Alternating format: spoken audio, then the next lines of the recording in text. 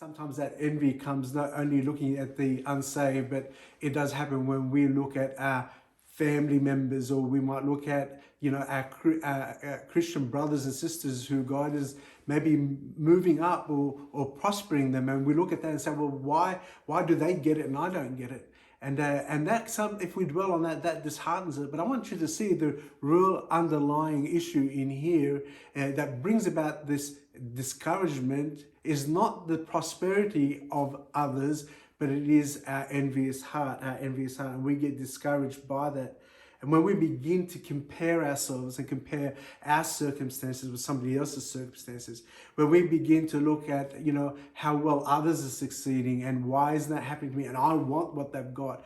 And when we begin to do that, that disheartens us and we get discouraged by our circumstances or discouraged by what we are going through. And we resent God, we resent what He has put us through. And that just a spiral that takes us down into a place where we become discontent with what God is doing. And we need to be very careful. When that comes around, that kind of discouragement, we need to deal with it. Paul tells us in 2 Corinthians chapter 10, if you turn there with me, 2 Corinthians chapter 10.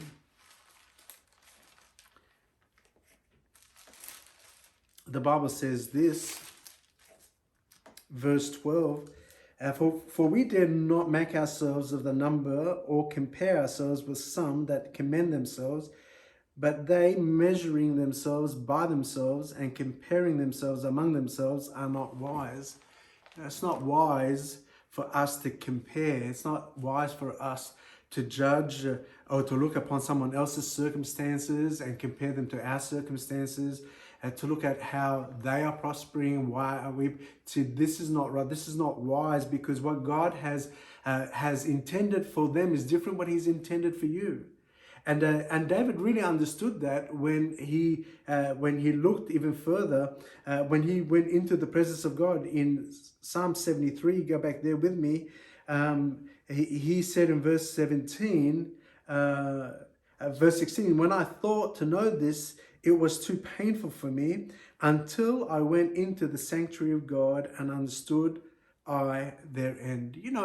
The answer to this kind of discouragement is to get alone with God and to get to know Him and to get to know His good plans that He has for you. I think too much we focus on somebody else. We focus on what God is doing in someone else, and we want that for ourselves. My friends, when we begin to compare in this way, it's unwise. We become foolish in those kind of actions, and it brings further discouragement in our hearts. The answer, when I look at somebody else's success and I begin to feel a little bit jealous or discouraged by that why things aren't working for me, is to draw nigh to the Lord. And don't compare what God is doing with someone else with what He's doing with you. God has great plans for you, and you need to trust in Him, walk with Him, and see Him in a great light. And look what He said in Psalm 73. He said, when he got to know the Lord and saw Him in His, drawing nigh to Him, he said this in verse 25, whom have I in heaven but Thee, and there is none upon earth that I desire beside Thee. My flesh and my heart faileth, but God is the strength of my heart and my portion forever. What a wonderful change in David's attitude and in David's disposition when he was in envy looking at this prosperity of the wicked. Now, by drawing nigh to the Lord and getting to know God in a great way, believes that the Lord is his portion. He believes that the Lord is the strength of his heart, and he doesn't want anybody beside. There's no one in heaven or on earth that he would want to be his portion. And I think that's a wonderful step that we could take when discouragement comes at a time when we see the success of others. Let's draw to the Lord in a greater way. Humble ourselves, get into a good fellowship with Him, begin to see how great and how good He is in our life, and then begin to understand that the prosperity of the wicked has a limitation. Everything that is material will stay here. And aren't you glad as a Christian we have a great inheritance in heaven? You know, we might not have much here on earth, but we have much to look forward to in heaven. We are joint heirs with Christ, is what the Bible teaches us. And I'm excited about heaven, and I'm excited about all that God has planned for us and has prepared for us there in his abode.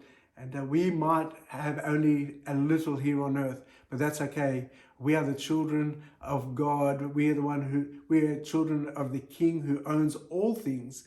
All things here on earth belong to him, and all things in heaven belong to him. And I'm thankful that he's promised us great blessing when we draw nigh to him and live with him and understand that he is our portion.